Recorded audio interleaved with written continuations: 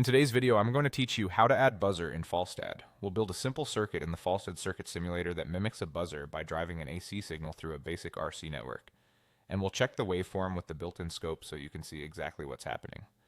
Start by opening your browser and going to falstad.com. On the home page, click Circuit Simulator. This launches the simulator interface. For more room to work, choose the full screen version. It gives you a clean, wide canvas and an easy-to-read toolbar. Next, open the File menu at the top and choose New Blank Circuit. This clears any default example and gives you a fresh workspace. Now let's add the signal that will act like our buzzer driver. Right-click anywhere on the empty canvas to open the Context menu, and choose Add AC Voltage Source, 1 terminal. This source produces an oscillating waveform and references ground as its return, which is perfect for a simple buzzer-style demo. After selecting it, click and drag on the canvas to place and size the source so it's easy to wire later. Every circuit needs a reference point, so right-click again and choose Add Ground.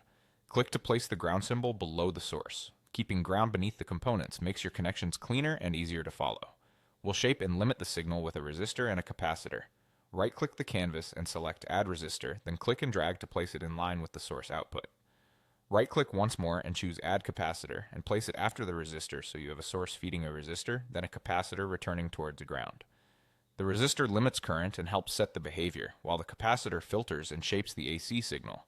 Together they create the buzzer-like effect in the simulator. Time to wire everything. Use the wire tool by simply clicking from one node to another. Connect the AC source output to one end of the resistor, the other end of the resistor to the top of the capacitor, and make sure both the lower side of the capacitor and the remaining terminal of the source tie down to ground.